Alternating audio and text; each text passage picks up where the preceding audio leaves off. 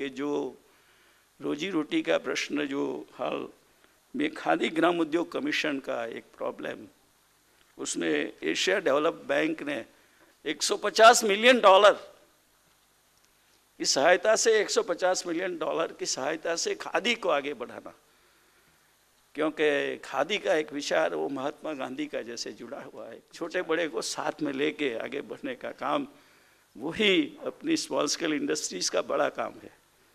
तो मैं यहाँ कोई बड़ा होए छोटा होए उसमें भेद नहीं होना चाहिए, सब साथ में मिलके, किसी को दिक्कत होए तो हमारे साथ में मिलके आगे बढ़ने का। तो 150 मिलियन डॉलर, तो 20 मिलियन डॉलर का पहला इंस्टॉलमेंट तो एग्रीमेंट भी हो गया, दूसरा इंस्टॉलमेंट 8 महीने के बाद 40 मिलियन डॉलर का मिलेगा, तीसरा इंस्टॉलमेंट 13 महीने के बाद 40 मिलियन डॉलर का मिलेगा, और लास्ट में 36 महीने के बाद 50 मिलियन डॉलर का इंस्टॉलमेंट खादी के लिए मिलेगा, जिसमें बुनकरों को भी उसकी रोजी रोटी 25% 25% बढ़े, इसका इंतज़ाम किया गया है। और टेक्निकली साउंड कैसे हो सके, उसको क्या ज़रूरत है, कैसे उसको बढ़ावा मिल सके, वो सारी चीज़ें उसमें जोड़ी गई है। और नई नई डिज़ाइन है, तो उसमें भी कैसे खादी का बिक्री ज़्यादा हो सके, तो ये भी हमने कोशिश की है और ये कोशिश भी हमारी चल रही है। तो मैं इतना ही कहना मांगता हूँ कि जब ये टास्क फोर्स की रचना हो गई है, सारे प्रॉब्लम्स प्राइम मिनिस्टर अपने निगरानी में चला रहे हैं, और प्राइम मिनिस्टर को बहुत इसके लगाव है, उसके साथ छोटे उद्योगों के साथ बहुत लगाव है प्राइम मिनिस्टर का। वो पर्सनली इसमें इन्वॉल्व होते हैं और पर्सनली इन्वॉल्व होके हर दफ़े पूछते हैं क्या हुआ। तो मैं मानता हूँ कि बहुत बड़ा एक अचीवमेंट 1-2 महीने में मिलेगा, और स्मॉल स्केल इंडस्ट्रीज़ के जो ज़्यादातर प्रॉब्लम्स है वो मैं मानता हूँ कि सॉर्ट आउट हो जाएंगे और इसमें आगे बढ़ावा हो जाएगा। तो इस 2 दिन के समिट के विभिन्न सत्रों में विपन्न के विभिन्न आयोगों पर चर्चा किया जाएगा, और उसमें से कुछ न कुछ निकलेगा। जैसे कि समुद्र मंथन किया तो कुछ न कुछ तो निकला ना, कुछ अमृत भी निकला, कुछ जहर भी निकला, पर मैं मानता हूँ यहाँ से अमृत ही निकलेगा, कुछ दूसरा नहीं निकलेगा, ऐसा मैं मानता हूँ। अब अमृत ही निकालना और जहर निकले तो आप पी जाना,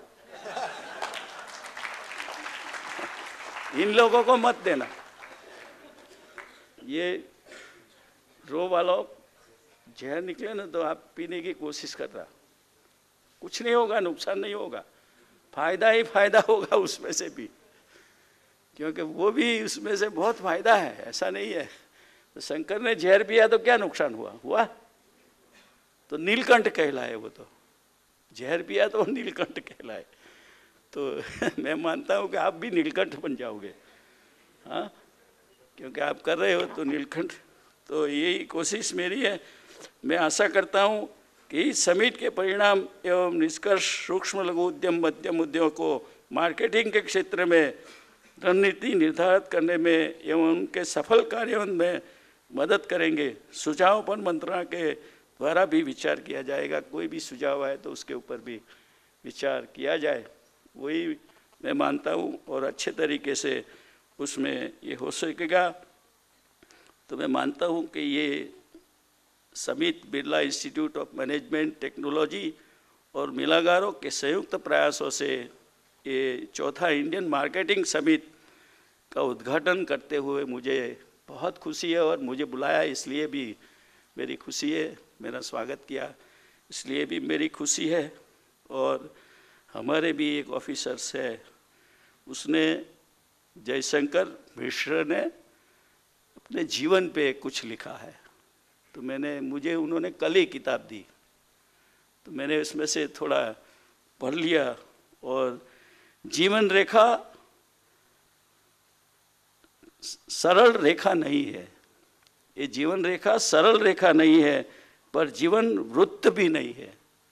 जीवन रेखा सरल रेखा नहीं है मगर वृत्त भी नहीं है। जीवन हास परिहास जन्म मृत्यु के फूलों से गुजरती उबक खुबक धरती को अपनी अपने गंतव्य को बढ़ती एक सरिता है। तो ये मैं मानता हूँ कि सरिता के रूप में, जैसे कि सरिता चलती जाती है, रुकती नहीं है कभी, नदी कभी रुकती नहीं है, वो तो कुछ भी आए हटो हटाओ, यहाँ से नहीं तो यहाँ से निकलो, यहाँ से नहीं तो यहाँ से निकलो, ऐसे छोटा बड़ा कुछ न कुछ तो आएगा है, कुछ न कुछ दिक्कतें आएगी तो उसको हटाना है। तो वो भी देखना पड़ेगा कि सरिता कभी रुकती नहीं है, वो तो चलती रहती है, क्योंकि उनको तो समुद्र को मिलना है ना, तो समुद्र को मिलना है ना।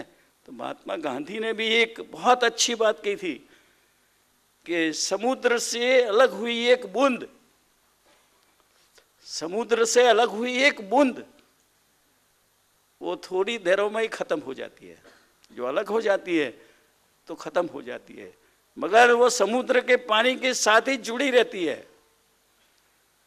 तो भी वो बहुत बड़ा एहसास अपने मन में रख सकती है कि मेरे ऊपर से बहुत बड़े बड़े जहाज भी निकल गए, देखो तो भी मैं वैसे की वैसे ही हूँ। तो सब छोटे लोग हैं, उसको भी मैं बोलता हूँ कि डरने की कोई ज़रूरत नहीं, हिम्मत रखो, आगे बढ़ो। तो मैं यही कहूँगा कि चलना है चलते रहो, चलना है चलते रहो, कदम कदम बढ़ते चलो, सफलता अपने हाथ में है।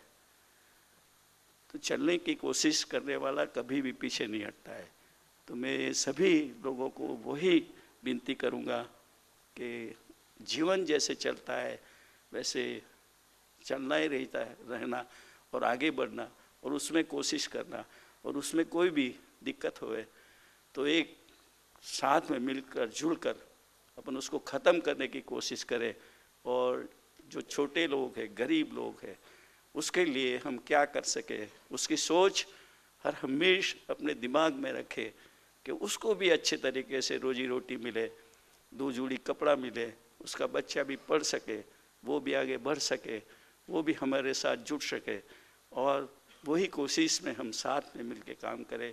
ऐसी ताकत हमें सभी को परम कृपालु परमात्मा मिले दे, ऐसी प्रार्थना के साथ फिर से मैं इसे खुला रखता हूँ।